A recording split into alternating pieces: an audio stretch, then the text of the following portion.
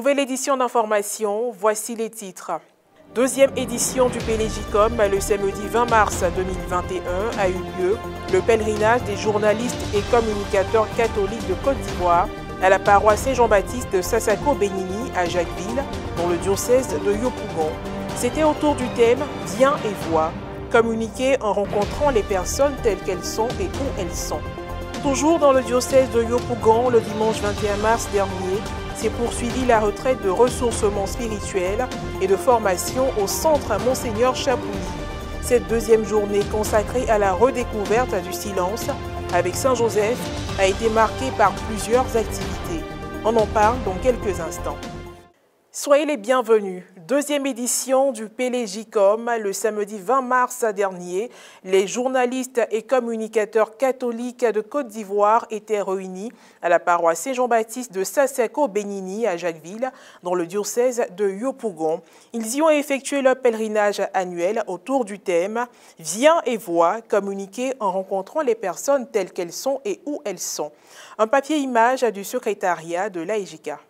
Comment exercer le métier de journaliste tout en restant catholique? C'est bien là toute la problématique du deuxième pèlerinage de l'Association ivoirienne des journalistes et communicateurs catholiques. Et ce jour 20 mars, temps de carême, c'est ici à la paroisse Saint-Jean-Baptiste de Sassako-Bénini, dans le diocèse de Yopougon, qu'ils ont choisi de réfléchir sur le thème retenu, à savoir « Viens et vois ». Communiquer en rencontrant les personnes telles qu'elles sont et où elles sont. Objectif, appliquer cette recommandation de l'évangile de Jean au chapitre 1 verset 46, dont le pape François se fait l'écho à l'occasion de la 55e journée mondiale des communications sociales. Le président de l'AEJK nous situe sur les enjeux de ce rassemblement majeur. Nous sommes des journalistes et communicateurs de confession catholique. Il était question de rassembler tout ce monde-là, tous les journalistes, tous les communicateurs qui partagent la foi catholique en une seule activité, en un même lieu. Voilà. Et donc on a regardé aussi, on sait qu'il y a le pèlerinage des militaires, alors pourquoi pas un pèlerinage pour les catholiques et les communicateurs. Voilà, c'est en cela qu'on a décidé d'organiser ce pèlerinage qu'on a appelé PLJCOM, c'est-à-dire pèlerinage des journalistes et des communicateurs catholiques. Voilà, pour permettre non seulement aux journalistes de prier ensemble, mais aussi c'est aussi le prétexte pour tout ce monde de la communication, tous ces hommes et femmes du monde de la communication, de se connaître. Et voilà l'étape du parcours du pèlerin, des travaux exécutés en petits groupes et ponctué par la récitation en procession du chapelet. Au total, 4 stations au carrefour, avec pour points focaux respectifs être à l'écoute de l'autre, où l'on s'attelle à reconnaître ses limites et à se mettre à l'écoute de l'autre. Se tourner ou aller vers l'autre, avec pour objectif se tourner résolument vers l'autre pour l'écouter et se faire comprendre. La belle expérience, où le pèlerin est appelé à partager avec l'autre l'expérience de sa vie en vue d'un changement de comportement. Et enfin, communiquer, prendre le risque de la pérennisation de l'histoire. Objectif visé, surmonter tous les obstacles à la présentation d'un travail de communication réussi. Après cela, viendra l'étape de la mise en commun. Dans sa substance, l'enseignement du chargé de communication du diocèse de Yopougon est conforme aux travaux du PLJCOM. Venez et voyez, viens et vois. C'est une attitude de la foi chrétienne qui se communique là. Dans la communication, rien ne peut jamais remplacer complètement le fait de voir en personne. Nous savons que toute la communication se résume par le fait du contact avec l'autre. Nous devons, l'homme qui est capable de communiquer doit d'abord instaurer avec son auditoire, avec celui qui en demande, une certaine relation directe, relation personnelle. Et le célébrant de la messe de livrer 2 messages forts de la part de Monseigneur Raymond Awa, président de la commission épiscopale des moyens de communication sociale. Aujourd'hui, les valeurs que nous sommes données sont piétinées, sont bafouées. Il n'y a pas d'avenir pour toute société qui ne respecte pas les valeurs qu'elle s'est données. Et voilà pourquoi nos évêques et principalement notre évêque de tutelle, invite les journalistes à insister sur le respect des valeurs que nous avons en commun pour pouvoir vivre ensemble. Aujourd'hui, la parole donnée n'est plus une valeur. On dit une chose le matin et une autre chose le soir. Aujourd'hui, on peut écrire quelque chose le matin et le soir écrire totalement le contraire, sans respect de ces valeurs-là. Et avec cela, qu'est-ce que nous pouvons transmettre aux jeunes? Quel exemple? Même si nous sommes des pécheurs, nous devons pouvoir enseigner la vérité.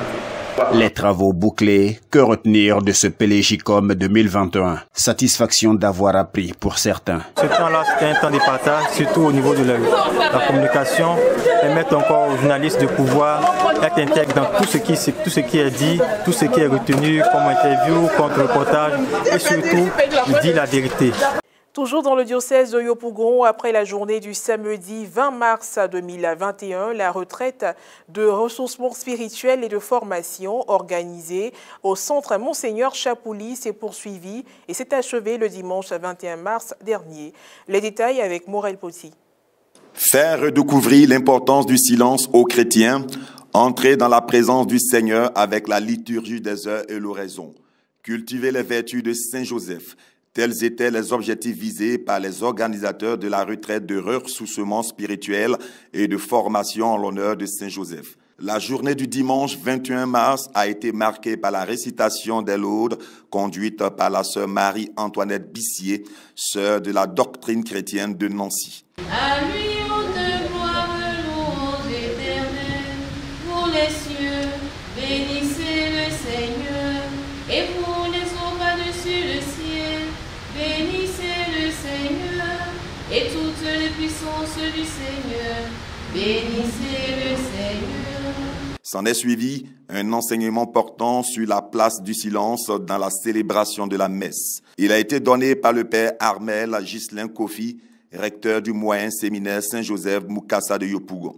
Aujourd'hui, là, ce qu'on a fait là, c'est seulement rappeler que le silence que j'observais après peut-être l'homélie là, on appelle ça silence méditatif, c'est tout. Mais ce n'est pas dit que je ne le faisais pas. Maintenant, si tu ne le faisais pas là, parce qu'on a toujours enseigné ça, qu'il faut marquer un silence et il faut autre chose. À la catéchèse, aucun animateur va te dire, quand on fait la prière eucharistique, il faut bavarder. Non.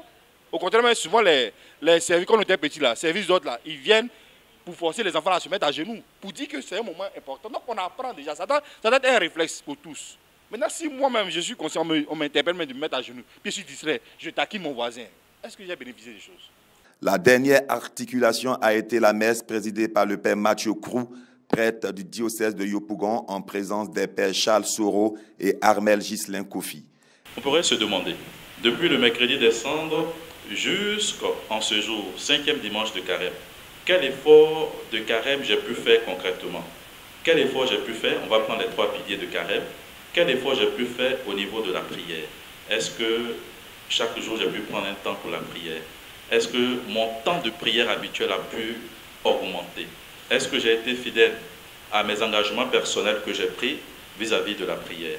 Les moments particuliers de cette célébration eucharistique ont été l'adoration silencieuse du Saint-Sacrement et la récitation d'une prière à Saint-Joseph proposée par le pape François. Au thème de la retraite qui était à sa première édition, nous avons recueilli les propos de quelques organisateurs, intervenants et participants.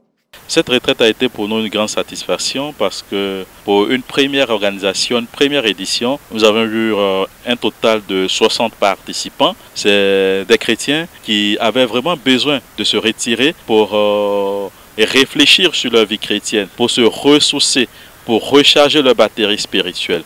Nous sommes très contents d'avoir participé à ce temps parce que nous avons appris beaucoup. Nous avons appris sur le silence qui concerne Saint-Joseph. Nous avons pris le silence dans la messe. Point final à cette édition d'information. Merci de l'avoir suivi. Que Dieu nous garde. À bientôt.